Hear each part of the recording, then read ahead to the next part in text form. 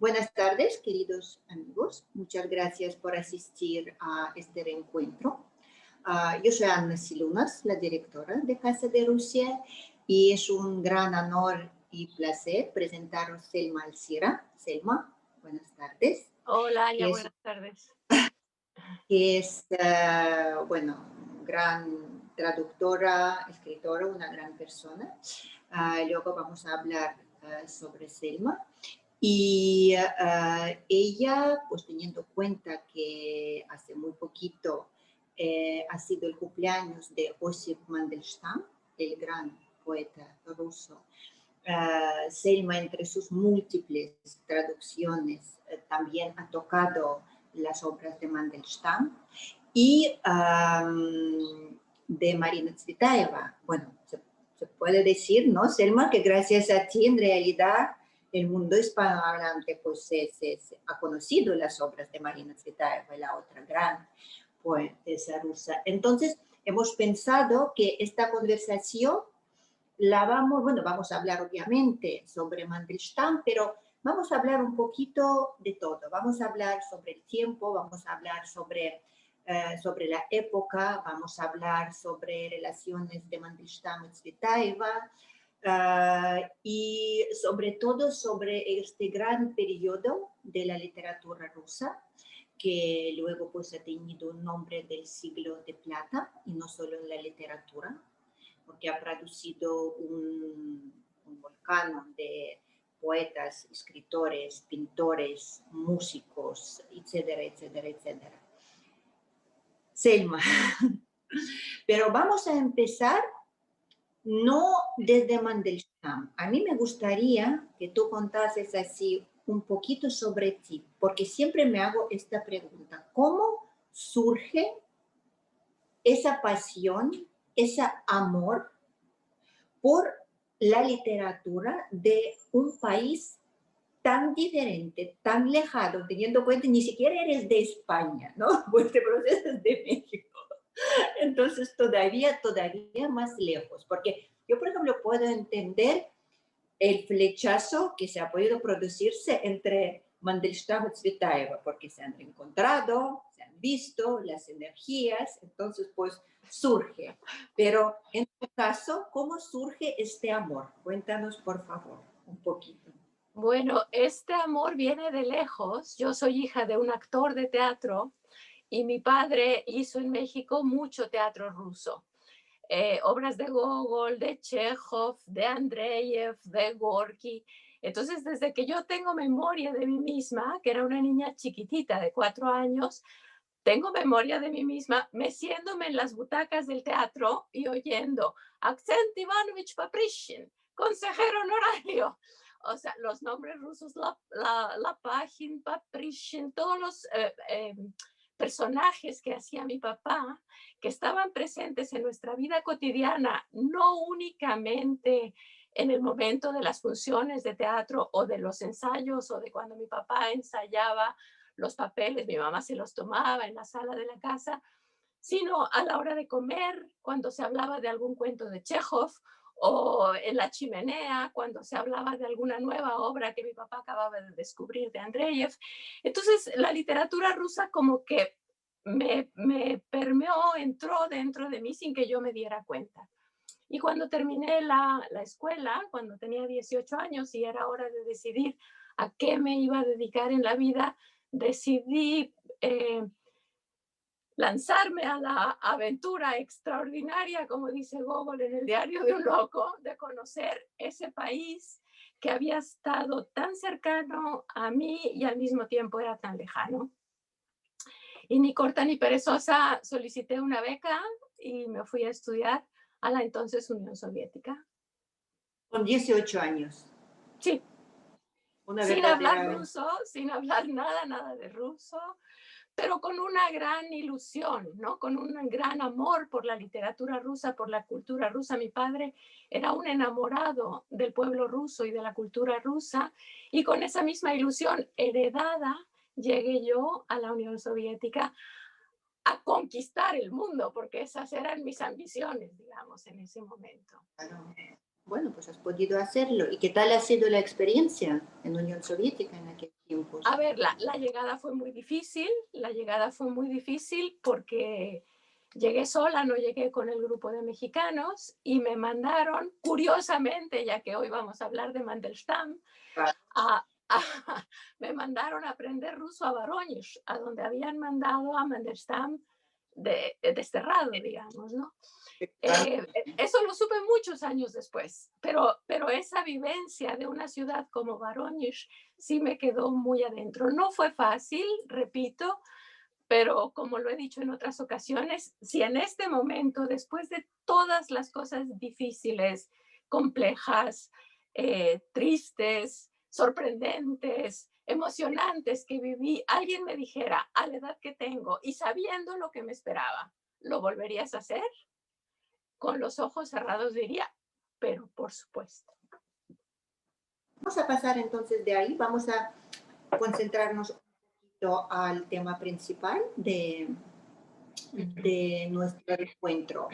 Um, Vamos también a empezar un poco del principio de esta relación de Mandelstam y Tsvetaeva, que como bien sabemos se conocieron la primera vez en KGB, en la casa de Maximilian Voloshin, un gran personaje en la vida cultural rusa, aunque ahí, bueno, ahí como quien dice, ni han hablado. Pero yo creo que Voloshin merece que también hablemos un poco de él, porque la verdad es que es un personaje culto, es un personaje tan importante en la vida de muchas personas del mundo cultural y artístico de Rusia en aquellos tiempos.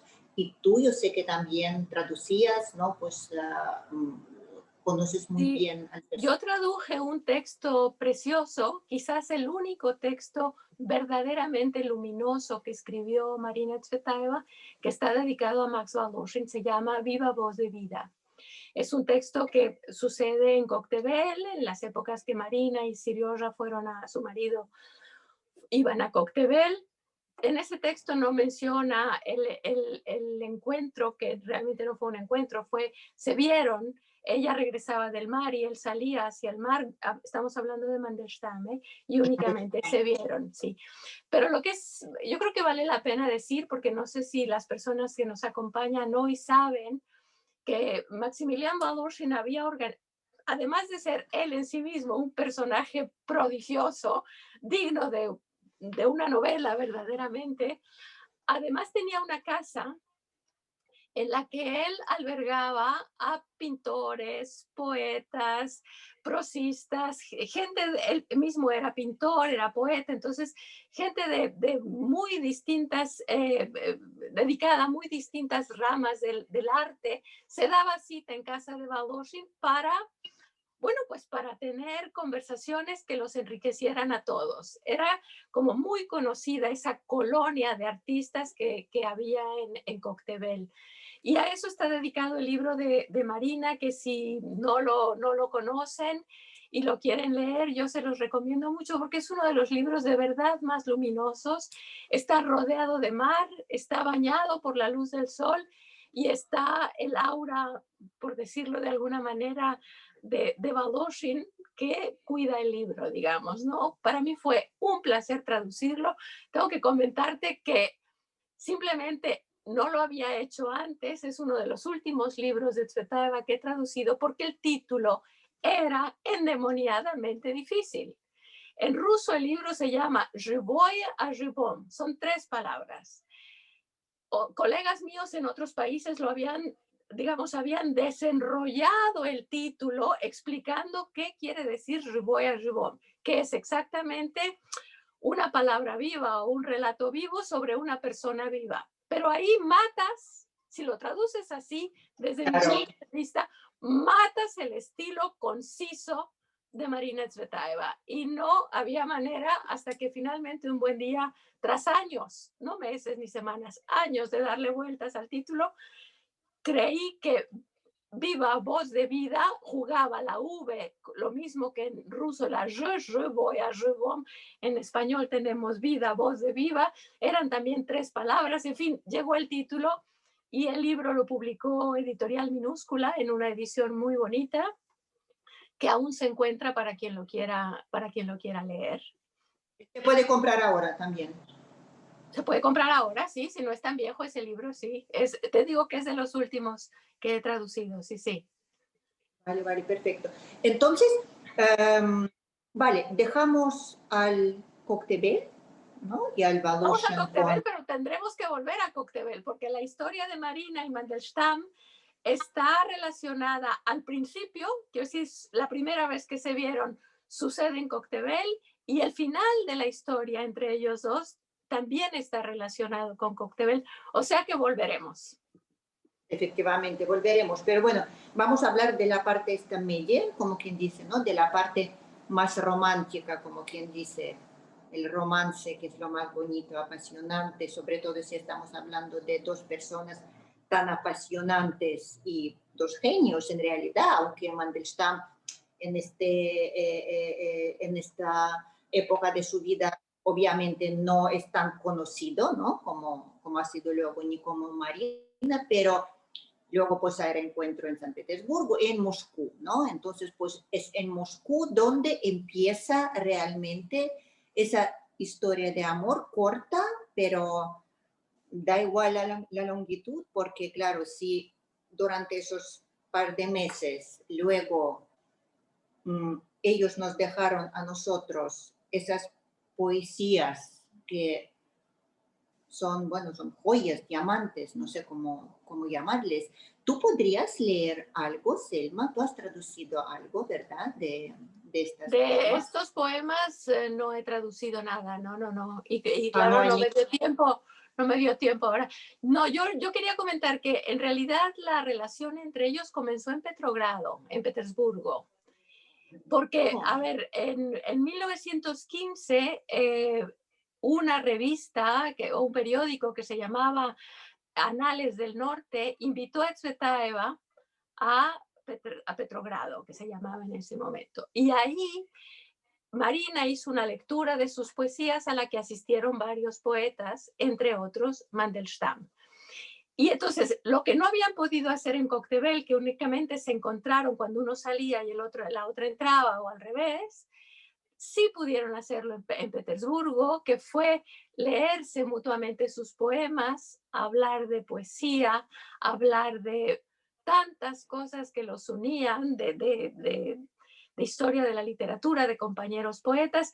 Se vieron en distintas ocasiones, se sabe que se vieron en varias veladas poéticas y se sabe también que Mandelstam se enamoró perdidamente de Tsvetaeva, pero vamos, perdidamente de Tsvetaeva. Marina se fue, claro, Marina era muy atractiva, era una mujer muy, con unos ojos verdes, con un pelo dorado, con una, con una no sé, no cuerpo, pero una manera de estar en el mundo que era muy especial y que evidentemente saltaba a la vista. Eh, Cuando Marina regresa a Moscú, que además Marina cuenta cómo se dio cuenta en Petersburgo cuando estaba allá, que ella leía con su acento moscovita, que le gustaba a los poetas, que ella leyera sus poemas con su acento moscovita. Ella decía que incluso lo intensificaba, quiere decir que se sentía súper orgullosa de ser una ciudadana que venía de Moscú. En ese momento se dio cuenta de que ahí empezaba ese binomio que como Tolstoy y Dostoyevsky existe entre Marina y Akhmatova. En ese momento, cuando Marina leía sus poemas en Petersburgo, ya empezaban a compararla con Anna Akhmatova, porque Marina escribe así, Akhmatova así, y siempre hasta este momento, y tú lo sabes muy bien, Anya, el público se divide entre Tolstoy y Dostoyevsky, o Dostoyevsky, Marina Tsvetaeva o Anna Akhmatova, ¿no? Ahí empezó, en esas lecturas de Tsvetaeva en Petersburgo, empezó no rivalidad, porque entre ellas no había rivalidad, sino esa división que el público hacía entre las dos grandes poetas, digamos, ¿no? Regresa Tsvetaeva a Moscú y Mandelstam busca todos los pretextos posibles para ir a buscarla. Y es curioso, hay por ahí un relato muy bonito de cómo llega Mandelstam a Moscú, porque va por ímpetu, porque no puede no ir, porque necesita volverla a escuchar, porque necesita volver a hablar con ella. Llega a Moscú, en la estación de trenes toma un cochero y que la lleve a casa de Tsvetaeva en el callejón de Boris y Gleb. Y claro, ya en el coche se da cuenta de la situación tan, por lo menos curiosa, ¿no? Un poeta enamorado que va a ver a una mujer casada en su propia casa, pero bueno, cuando se da cuenta de todo eso ya tocado, le abre la sirvienta. En ese momento Tsvetaeva todavía tenía servicio doméstico, muy peripuesta la muchacha. El Mandelstam se queda un poco sorprendido de que ella viviera todavía en esas condiciones. Estamos hablando de 1916, antes de la revolución. Eh, y en eso aparece Tsvetaeva, le da la mano, Mandelstam se la besa y claro, aquello fue como, él sintió que había hecho bien en ir a ver a Tsvetaeva. A partir de ese momento, durante 6 meses, porque la última visita de Mandelstam a Tsvetaeva fue en junio, bueno, de febrero a junio, durante esos 5 meses, Mandelstam va y viene. Y Marina se toma muy en serio la tarea de, el verbo es regalarle Moscú a Mandelstam.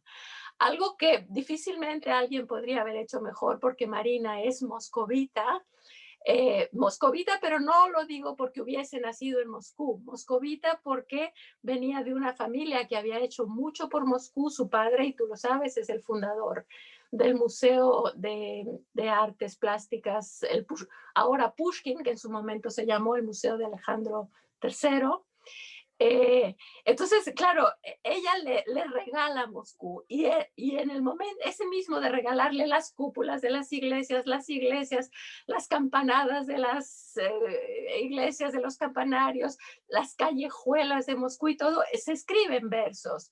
Ella deja 11 poemas que ahora después de esta velada contigo y gracias a ti, creo que voy a traducir los 11 poemas que le ha dedicado Marina a Mandelstam.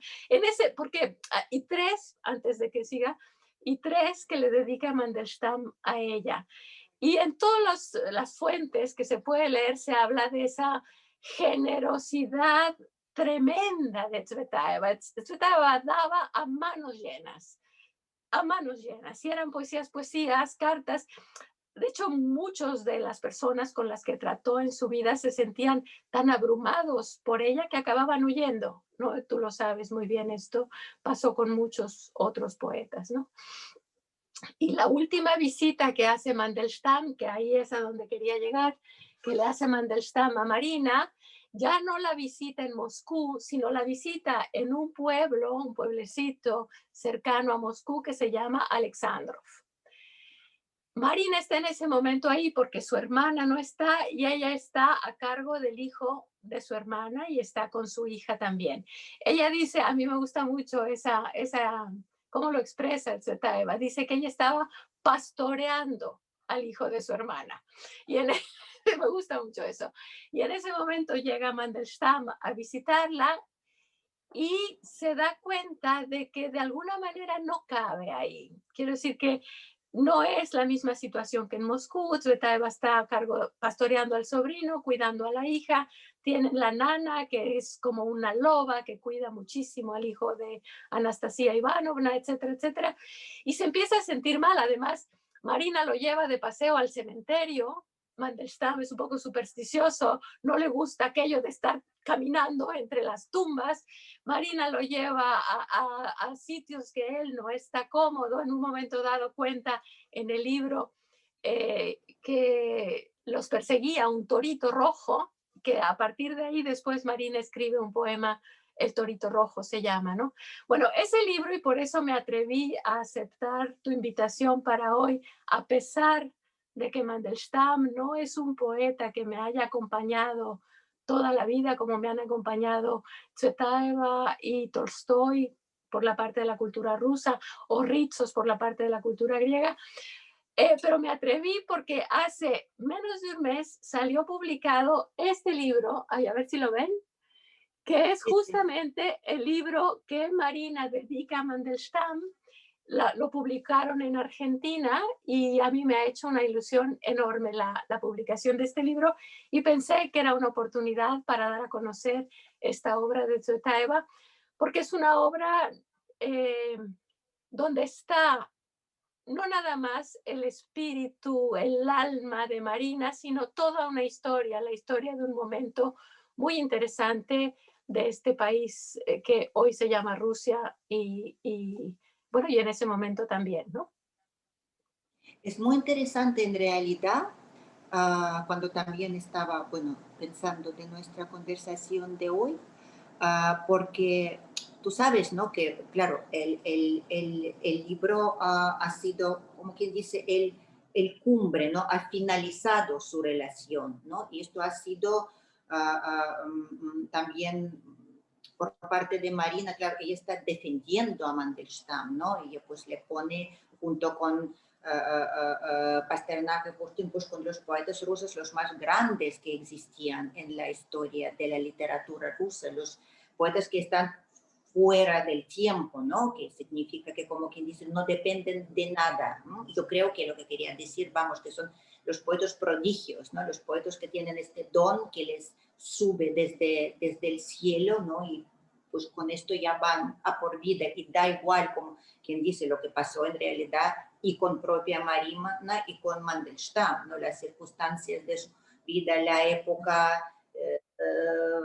se podía escribir en auxilio, en amor, en desamor, todo lo que hacían era genial, ¿no? Entonces, pero es curioso que otra poeta grande rusa, Anna Akhmatova, y creo que tú también lo sabes, ella hizo también el testimonio similar, como quien dice, con Amadeo Modigliani, también otro gran amor de su vida, de quien no habló nunca, jamás. Y son también así dos historias, como que dice el universo, ¿no? Dos paralelos, porque claro, estaban comparando Akhmatova con Tsvetaeva y con estas dos historias, Tsvetaeva, Mandelstam, Akhmatova y Modigliani en finales, como quien dice, de su vida, porque Akhmatova ha escrito este relato sobre Mandelstam poco antes de morir, ¿no? Y esto le produjo, cuando ella ha visto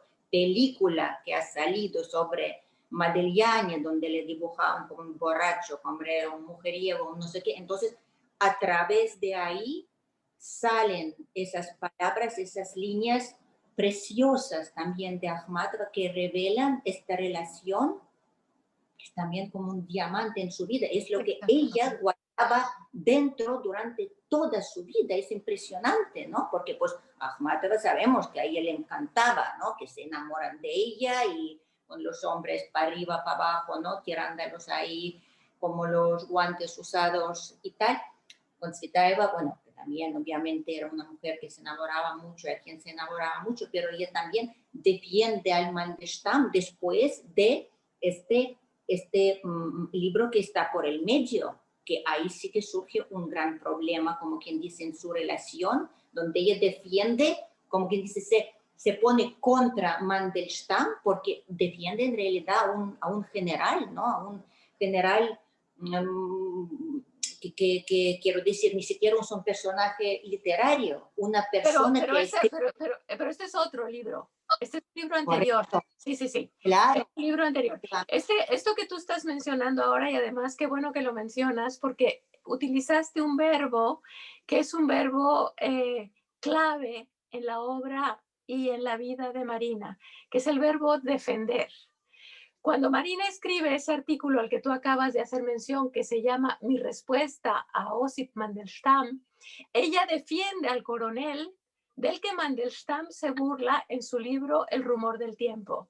Y lo defiende diciendo que no aprueba la falta de sensibilidad y la falta de delicadeza con que se tratan los versos de este coronel, que no aprueba la falta de sensibilidad y la falta de delicadeza con la que se trata la figura de una persona que lo ha defendido, lo ha ayudado, etcétera.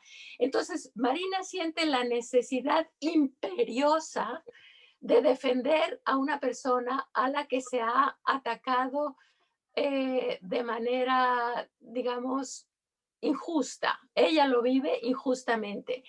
Pasa el tiempo, pasan muchos años y cuando Vyacheslav Ivanov ataca a Mandelstam, en ese Correcto. momento Marina Tsvetaeva siente la necesidad de defenderlo y le da Correcto. igual, ya no se acuerda de las desavenencias, de los roces, hay una injusticia y ella tiene que salir a defender a una persona que ella considera injustamente ultrajada. Esa era la esencia de Tsvetaeva. Así estaba construida así estaba construido su espíritu, así vivía ella su vida. Y a mí me parece muy interesante que los dos textos que le dedica a Mandelstam, en uno lo ataca, porque él ha atacado al coronel que era además poeta y que lo había ayudado en un momento, y en otro lo defiende del ataque. Quiero decir que lo suyo es la defensa, la defensa además del pasado, de lo que ya fue, de lo que sucedió. O sea, no podemos correr una cortina sobre una persona que nos ha ayudado, sobre una persona que ha sido injustamente tratada. Y creo que muchos de los retratos en prosa que hace Marina obedecen a ese esquema. Sí, sí, y aparte es que esto es, claro, la defensa y también lo que pasa es que también un, ah, que era una mujer con un sentido de honor súper elevado, porque lo que escribe ella defendiendo al general Stetsigalski, al final dice, mi respuesta, porque claro, el libro se llama Respuesta a Osip Mandelstam, entonces mi respuesta a Osip Mandelstam es, bueno, es una traducción así libre, ¿no? Es al mismo tiempo mi pregunta a Exactamente. él, a cada uno de nosotros, ¿cómo es posible que un gran poeta puede ser tan pequeña persona? Y no Exactamente, sí, sí. conozco la respuesta, dice ella. Entonces, es esto, claro, lo que le también, ¿no? Lo que le remueve tanto. ¿Cómo es posible? Porque en ningún momento como quien nos sigue dudando que él es genio, ¿no? Y lo marca aquí, que eso también es importante. Pero claro, su calidad humana es lo que le hace escribir esto, que es también impresionante, también dice muchísimo sobre esta persona, sobre Tsvetaeva, quiero decir. Sí, sí, sí. Pero si quieres puedo leer, si quieren, un poco cómo surge este librito, qué es lo que, porque eh, Tsvetaeva cuando escribe tanto su retrato que hace de Voloshin en Viva Voz de Vida, como Mi madre y la música, como Mi padre y su museo, como todos los relatos autobiográficos que ella hace, tienen como un resorte que la empuja a escribirlos. Y el resorte que empuja a Marina a hacer este libro es cuando una amiga suya se va a vivir a Estados Unidos y tiene que quemar los papeles, ¿no? Que hay, es el principio del libro, a mí me parece maravilloso. Me voy a permitir leerlo porque creo que es muy bonito. Y bueno, y después les digo, dice, mi conocida estaba por emprender un viaje largo en matrimonio más allá del mar.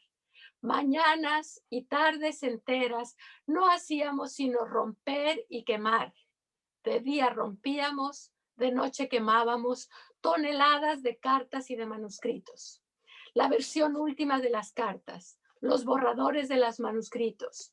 ¿Conservamos esto? No, lo quemamos. ¿Quemamos esto? No, lo conservamos. Quemar, naturalmente, era suyo. Conservar, mío, porque quien se iba era ella.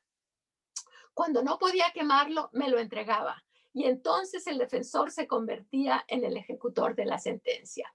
En este quemar, conservar, en el que vivió inmersa Tsvetaeva durante todos los preparativos de su amiga para irse al extranjero, una vez que terminó con eso, siguió con sus papeles en su casa y decidió quemar o conservar una serie de cosas que tenía amontonadas.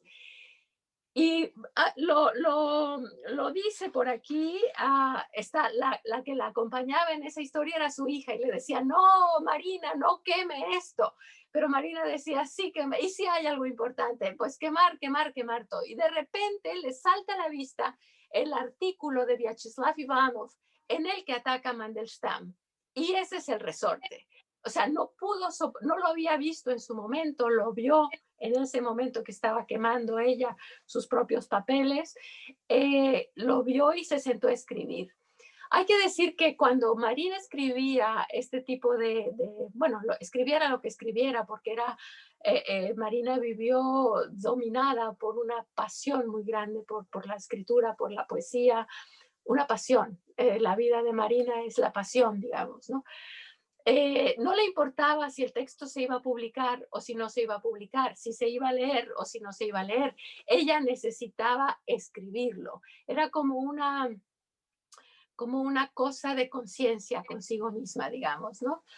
Y el texto, la dedicatoria, no se publicó en vida de Tsvetaeva. Lo que sí hubo fue una lectura en París, leyó el texto ante un público ruso, por supuesto, y después, al día siguiente de la lectura, se lo cuenta a una de sus corresponsales, a Salomé Halpern, a Andrónico Halpern, le dice, los escuchas fueron espléndidos, se rieron en donde tenían que reír, reaccionaron a todo maravillosamente bien y fueron las únicas personas rusoparlantes y no rusoparlantes, las únicas personas de la época de Tsvetaeva que conocieron este libro en vida de Marina. Por lo demás se publicó mucho tiempo después, digamos, ¿no? Selma, me estaba preguntando, uno de los oyentes pide que le digas el editorial y el nombre del libro, que no lo había entendido bien.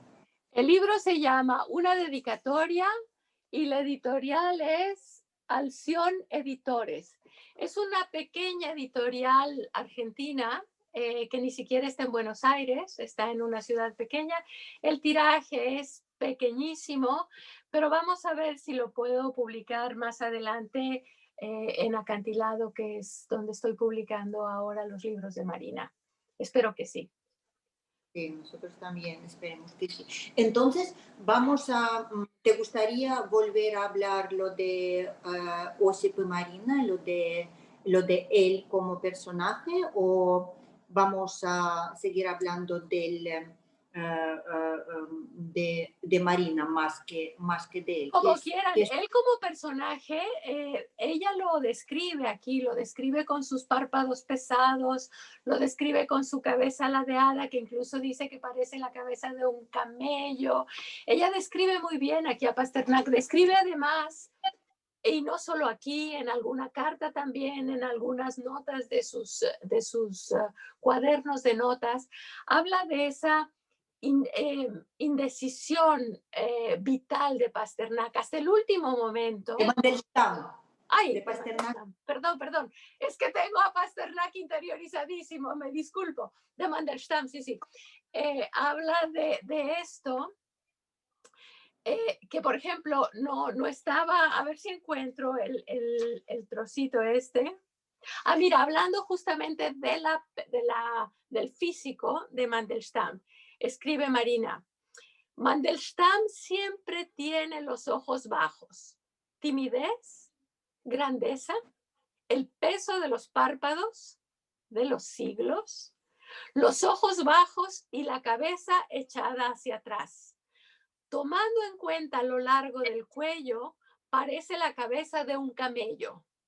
Andriusha, el hijo de su hermana, Andriusha, de 3 años, le dice, tío Osia, ¿quién te volteó la cabeza? Y la dueña de una casa donde lo llevaron por primera vez, pobre muchacho, tan joven y ya ciego. Esa es la descripción que Marina hace del físico de Mandelstam.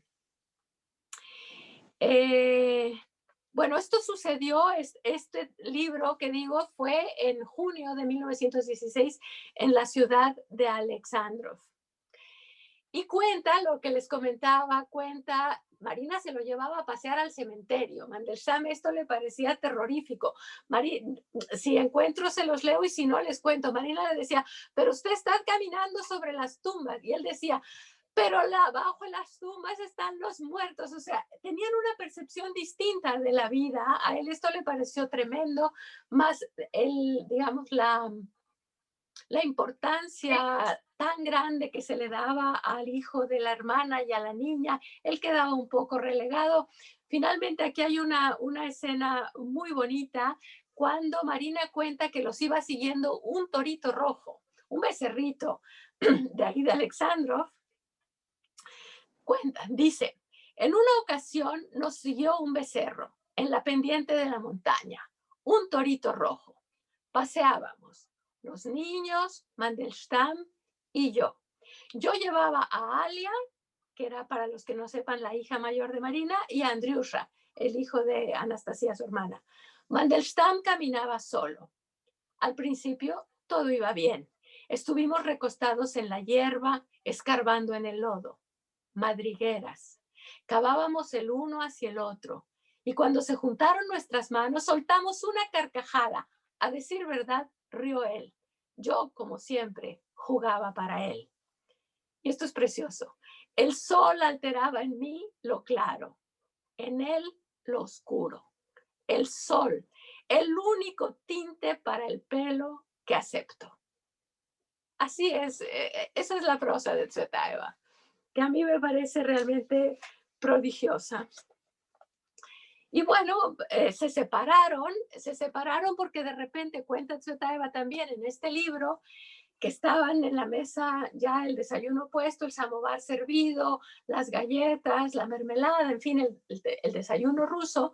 Aparece Mandelstam y le dice que necesita que lo lleven a la estación porque se va, y aquí volvemos al principio de nuestra conversación, se va a Koktebel.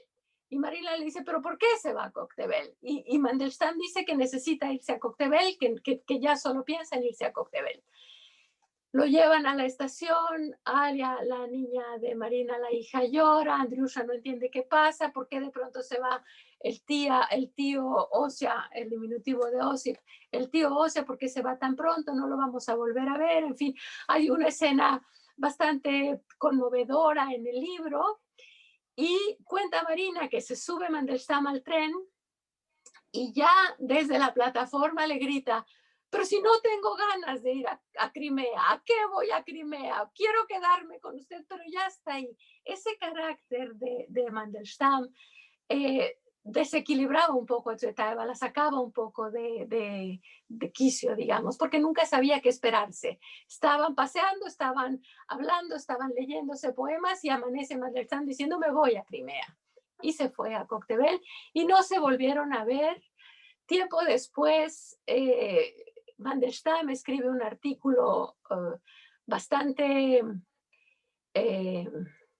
bueno, donde ataca a Tsvetaeva, un artículo que publicó antes de que, sí, en 1922. Tsvetaeva afortunadamente no lo lee. En 22 ella se va, sale de Rusia, emigra a través de Berlín al extranjero. Hay otro retrato literario muy interesante que hace en Berlín, que se llama Un espíritu prisionero, donde habla de Andrei Bieli. Y durante del 22 al 39, que vivió Marina en el exilio, primero en Berlín, después en Bohemia, en Chequia, y finalmente 14 años en París, no supieron nada el uno del otro. Mandelstam escribió este artículo beligerante en contra de Tsvetaeva, se declaraba anti-tsvetaeviano, incluso llegó a decir que yo me había propuesto no decirlo, pero después pensé que había que decirlo. Mandelstam opinaba, aquí digo frente a ustedes, Mandelstam opinaba que Tsvetaeva no tenía nada que decir de Pushkin, que no lo entendía. Yo, en mi humilde opinión de traductora y amante fiel y enamorada de Tsvetaeva, creo que de las cosas más lindas que se han escrito sobre Pushkin, de las más profundas, de las más interesantes y de las más humanas, las escribió Marina Tsvetaeva. Ahí difiero radicalmente de la opinión de Mandelstam. Basta ¿Sabes? con leer, disculpa, nada más termino, basta con leer texto que se llama Mi Pushkin de Marina Tsvetaeva, que está publicado en Acantilado y también se puede conseguir para que se den cuenta de lo que estoy diciendo. O sea, si alguien ha escrito de una manera brillante y al mismo tiempo profunda, literaria, no estoy hablando de ensayos, no estoy hablando de crítica, no estoy hablando de textos 100% literarios, fue, por supuesto, Marina Tsvetaeva. Disculpa, Aña, te interrumpí. No, no, no, no, para nada. Yo es que simplemente estaba pensando que hablando de sus reencuentros y de su relación, también ha sido raro porque como que sí, Tsvetaeva de todas formas siempre, bueno, eso es mi impresión y poco conocimiento que tengo yo sobre su relación, que está basada obviamente sobre las cosas que podemos leer hoy en día, pero que ella sí que guardó en una parte, ¿no?, de su corazón, de su alma, por lo menos este recuerdo de la historia, de esta historia de amor. Y con él, porque las memorias, claro, de la mujer de Mandelstam, Nadezhda, de estas memorias sabemos muchas cosas. Entonces, ella, bueno, al mismo tiempo sí que dice que con Tsvetaeva empezó la lírica, la poesía lírica, la poesía de amor de Mandelstam, este sí que lo reconoce, pero cuando ella habla del reencuentro que tenían en el año 22, 1922, cuando en Moscú, cuando Mandelstam la llevó a ella, a Nadezhda, allá a su mujer, en casa de Marina. Entonces, ella dice que ha sido súper raro, muy incómodo, que Marina ni siquiera, como al principio, ni siquiera la miró, que la dejó ahí sentada en el pasillo, a él le llevó así muy, como que dice, exaltada, ¿no? Pues a hablar con Asia, a hablar con no sé quién, no sé cuándo, y dice Nadezhda que ella estaba sentada totalmente perdida. Cuando ya han salido del comedor o de dónde, entonces pues dice que parece ser que Tsvetaeva se ha sentido un poco culpable, ¿no? Entonces, bueno, pues le dedicó un par de palabras, pero que lo único que quería Mandelstam, y dice que esto se notaba mucho, es salir de ahí. Y que estaba, bueno, que estaba enfadado también, que ha recibido así a su mujer, a ellos y tal. Entonces, como que si él lo cortó y ya está, ¿sabes? Ha sido, bueno, ha sido un momento en su vida y luego ya esto pasó sin dejar ningún, bueno, nada, que también puede ser perfectamente, esas historias pasan mucho, que puede ser Pero mucha pasión. también en las memorias de Nadezhda Mandelstam hay una frase que a mí me gusta mucho, la cito de memoria, probablemente no es exacta. Ella dice que el encuentro de Tsvetaeva con Mandelstam, que a raíz de que Tsvetaeva lo desembrujó. ¿Qué quiere decir esto? Quiere decir que gracias a la relación con Tsvetaeva, Mandelstam adquirió soltura en su poesía. O sea, cambió, si recuerdo bien, ella dice, cambió la voz poética de Osip Mandelstam, la relación con Tsvetaeva. Y el verbo me encanta, lo desembrujó. Si estaba embrujado, Marina le dejó sé, ¿no?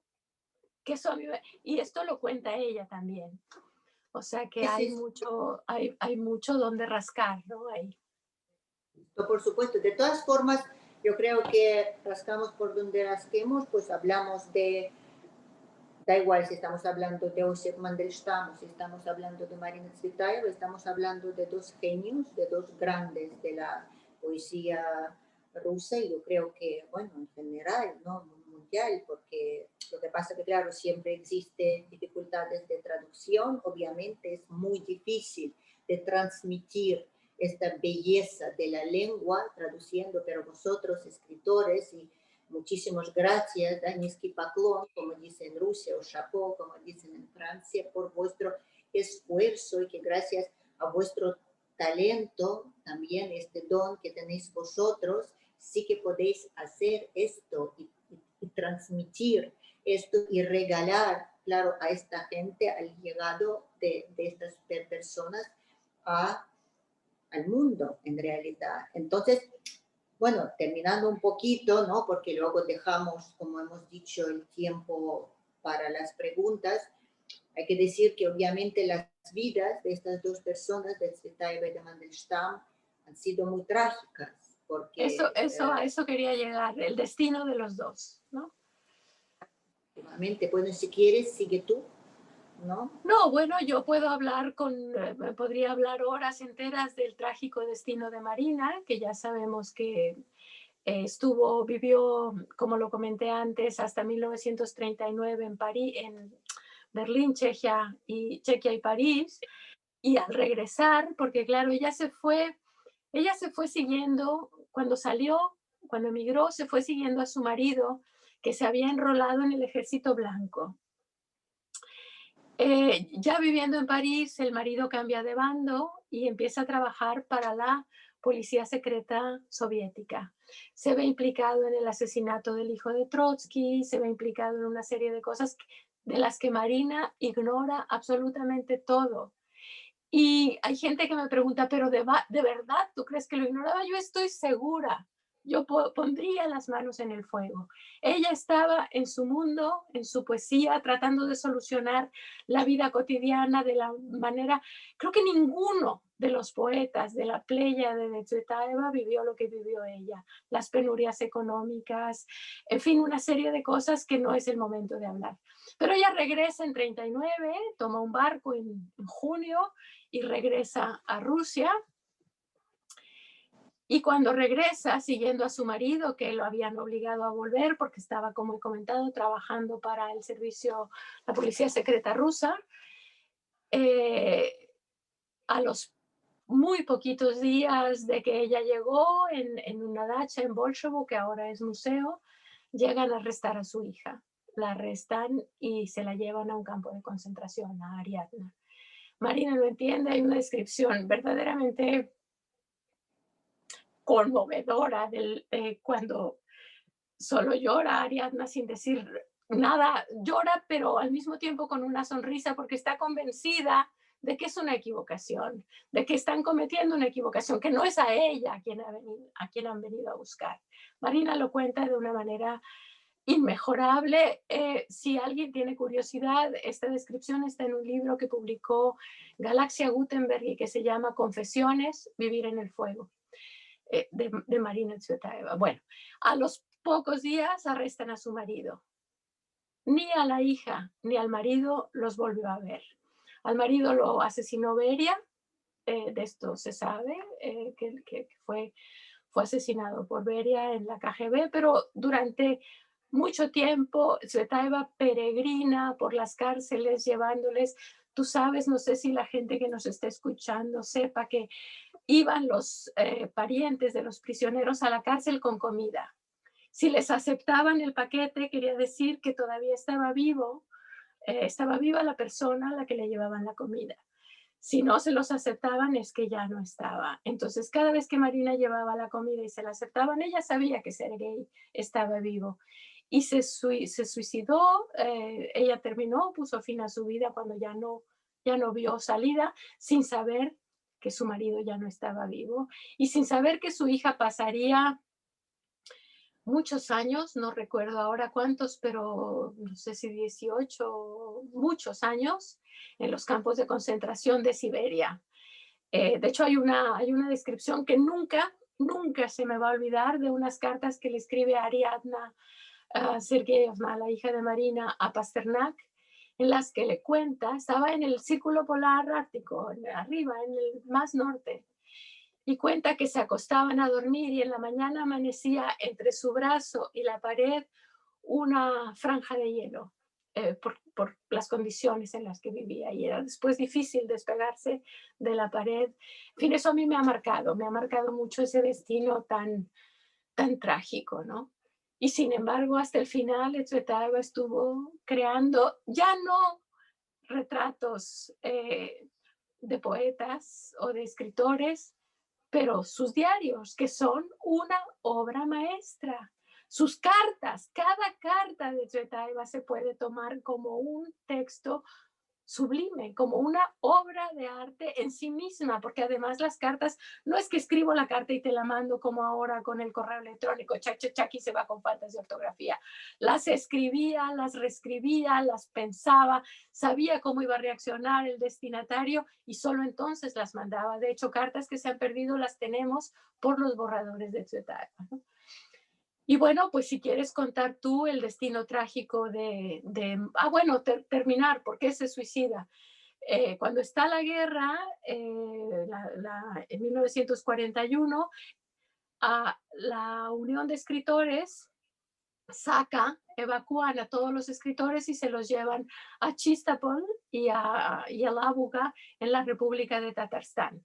Tsvetaeva se va con su hijo, que era en ese momento Georgi Efron, que era en ese momento un adolescente con quien ella no se entendía. Más bien él creo que nunca entendió a su madre. Pobre muchacho también, es que pobre muchacho, pero creo que no la entendía.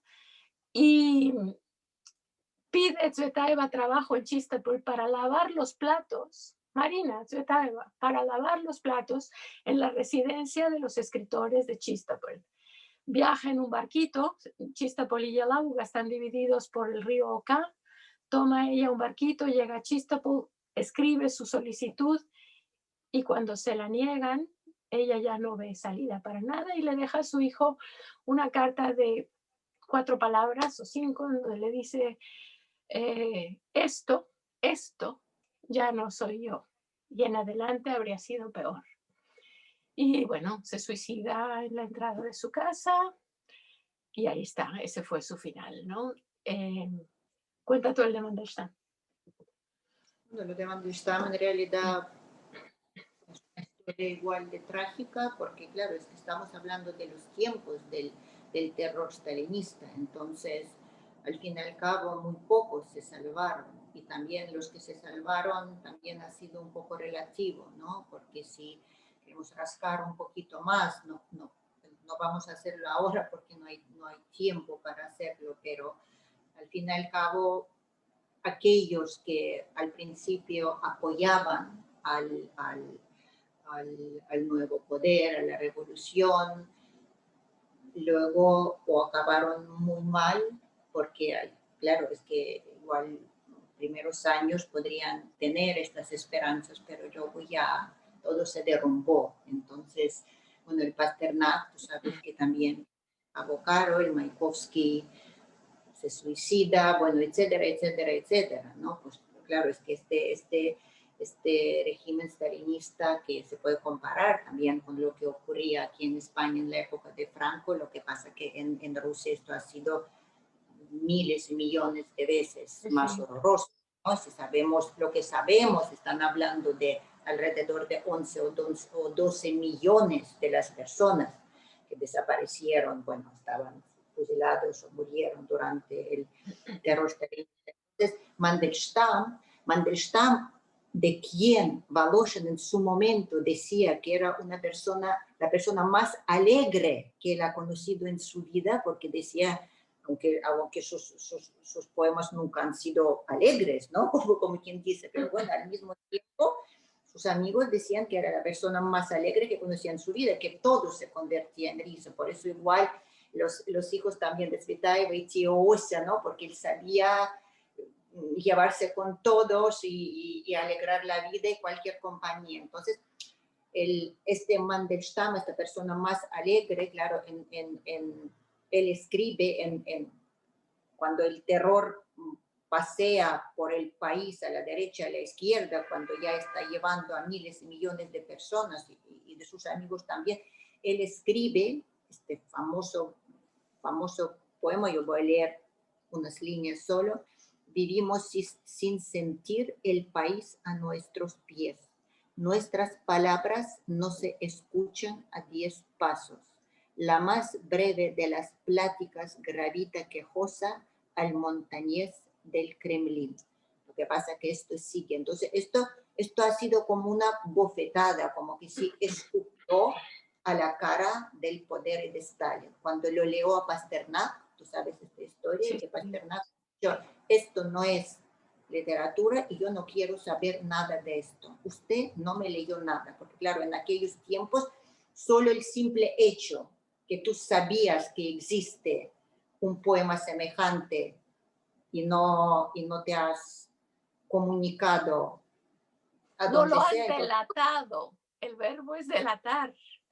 efectivamente. Entonces, una de las pocas personas a quien Mandelstam leyó este poema, obviamente de Araujo, entonces pues empezaron obviamente pues los campos de concentración y en uno de ellos murió.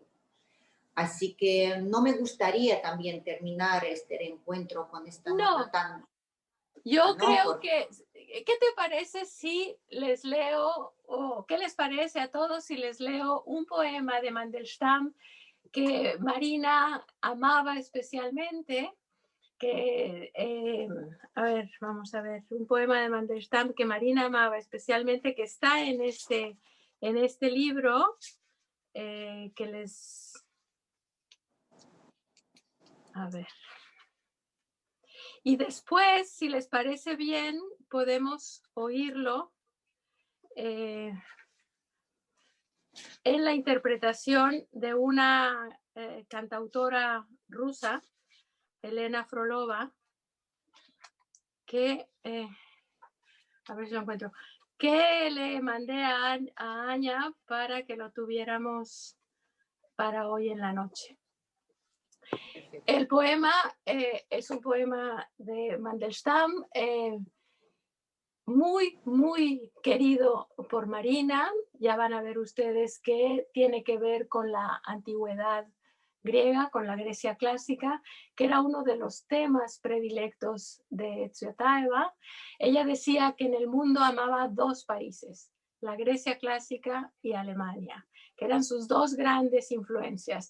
Entonces este poema que Mandelstam dedica a Homero, Tsvetaeva lo valoraba mucho y lo cita en el librito que hoy nos ocupa.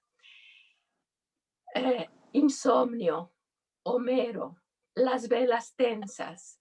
De los barcos la lista leía hasta la mitad.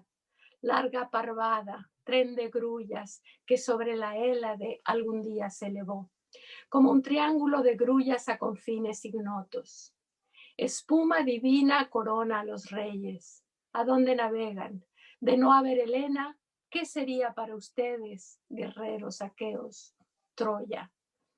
El mar y a Homero, amor todo lo mueve. ¿Y yo a quién debo oír?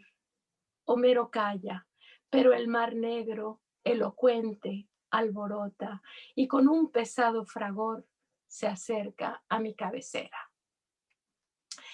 Este poema lo canta Elena Frolova, la música no es de ella, pero creo que vale la pena que la escuchemos porque es una de las, en ruso se llama Bart, es una de las cantautoras que ha puesto más música a la poesía de Tsvetaeva. Tiene varios CDs con poemas de Tsvetaeva que en mi opinión, en mi humilde opinión, verdaderamente concuerdan con el espíritu de Marina.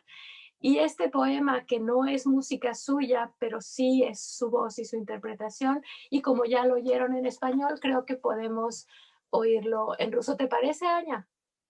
sí, yo voy ahora a compartir la pantalla para que escuchen la canción. Lo que voy a pedir también, a ver, espera, ahora no sé por qué. Vale. ¿Quieren que? A ver.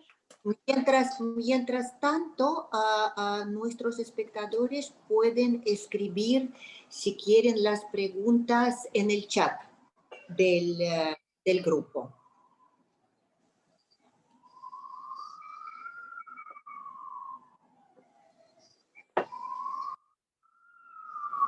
¿Se oye? No. Es que el link que me mandaste, hay el problema que se oye muy mal, muy bajito. Entonces yo no puedo hacer más porque... Pero lo estábamos oyendo antes de que empezara, lo estábamos oyendo. Claro, igual luego pues Igual luego sube un poquito la voz, pero es lo que hay. Esto es el máximo del volumen. No se oye. No sé si las demás personas escuchan.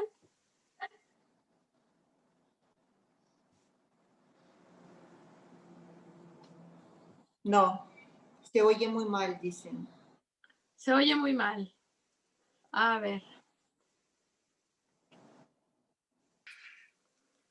Pues esa es Insomnio, Homero, el poema que tanto quiso Tsvetaeva en su vida. ¿Tenemos preguntas, Anya? No, la gente te están agradeciendo mucho, pero las preguntas no veo. A ver, voy a poner la pantalla para verlos porque no la tenía. A ver, ahora ya los veo a todos. Sí, en el chat yo no veo las preguntas, veo las participantes, pero las preguntas no hay. Entonces no sé si... Bueno, pues no sé, a lo mejor fuimos muy claras. A ver, me cambio a la otra. Ya. Bueno, Selma, yo te agradezco muchísimo esta conversación. Para mí ha sido muy interesante. Espera, nos está preguntando Magre. Me gustaría saber si hoy por hoy la obra de Marina es suficientemente reconocida en Rusia. Sí. Sí, es muy reconocida. Es muy reconocida. Sí, además hay que comentar que a esto quizás de alguna manera, aunque la obra de Tsvetaeva se basta y por sí misma, yo creo que mucho hizo también Joseph Brodsky, que en su momento comentó que el mejor poeta del siglo XX era Marina Tsvetaeva. Estas palabras se han citado una y otra vez y ya quizá por haberse citado tanto han perdido el significado, pero es que es tremendo el significado, el mejor poeta del siglo XX. Y sí, pero Selma, perdona que te interrumpa, pero al mismo tiempo uno de los, no sé si eran 3 o 5 libros que ha llevado Brodsky cuando salía de Rusia era el libro de Akhmatova. También. Otra vez volvemos a la misma historia. Volvemos al binomio, Tsvetaeva o Akhmatova, Tolstoy o Dostoyevsky. Es que de esto no nos vamos a librar jamás. No. Mira, también me están preguntando cómo puedo conseguir el libro en México, está preguntando César. César, este libro lo publiqué hace 30 años quizás en una edición en la Universidad Metropolitana. Eso se llama una dedicatoria, es exactamente el mismo libro, o sea que probablemente en la biblioteca de la Metropolitana estará, te lo pueden prestar ahí. Esta edición es revisada, digamos, tras 30 años de convivencia con Marina Tsvetaeva, he entendido cosas que en momentos anteriores quizás no veía, pero en esencia es, por supuesto, el mismo libro. Vale, también otra pregunta, lo que pasa es una pregunta bastante así complicada. Hola, buenas tardes, está preguntando Sebastián. Le quería preguntar qué opina del sentido o viabilidad de traducir poesía rusa al español. Sé que es una pregunta complicada. Es una pregunta complicada, pero es una pregunta muy interesante. Yo no sé si, Sebastián, usted sabe que Tsvetaeva tradujo a García Lorca al ruso, por ejemplo. Entonces, la gracia no es, digamos que el objetivo, la meta, la finalidad, no es traducir las palabras, es crear un nuevo poema en español, un poema que a lo largo del tiempo finalmente pueda inscribirse en el canon literario de la literatura en español.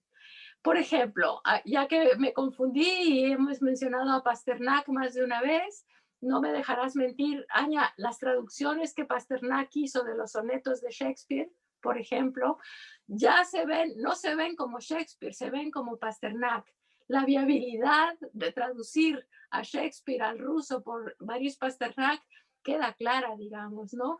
Y creo que cada uno de nosotros, traductores, la gente de mi gremio, los que estamos enamorados de las lenguas y de tender puentes entre culturas, estamos conscientes de la responsabilidad que significa traducir. Traducir no es únicamente cambiar unas palabras por otras. Traducir es acercar culturas, traducir es crear nuevos mundos, traducir es finalmente eh, ampliar nuestra literatura en español.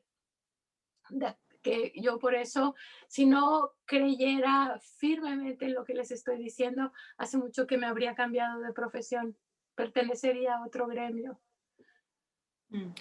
Y otra pregunta, ¿existen todavía obras de Marina por traducir? ¿Todavía nos quedan obras suyas por descubrir? Afortunadamente sí, y espero que la vida me permita traducirlas. Bueno, nosotros también. Selma, muchísimas gracias a ti, muchísimas gracias a todos los participantes. Si alguien de vosotros habla ruso y quiere escuchar otra conversación interesante sobre Mandelstam y San Petersburgo, este jueves habrá un reencuentro con Denis Ajapkin, que es un historiador catedrático del San Petersburgo. Entonces, pues a las 6 de la tarde habrá otro reencuentro dedicado a Josip Mandelstam. Selma, yo espero que no vamos a despedirnos por mucho tiempo. También me prometiste que vas a hacer más adelante una, bueno, no te gusta palabra conferencia, bueno, llamaremos un reencuentro sobre Lev Tolstoy. Entonces, Sí, pues, esto sí, con mucho gusto. Yo también permíteme darte las gracias, Anya, porque si no me hubieses sacado a hacer esto, probablemente como Mandelstam no es un poeta que me haya acompañado tanto, tenía bastante, reserva, pero ha sido un placer preparar lo que he preparado para esta noche, un placer conversar contigo y les agradezco mucho a todas las personas que nos acompañaron, que hayan dedicado su tarde a estar con nosotros. Muchísimas gracias a ti también en el chat. Todo el mundo te agradece mucho este reencuentro.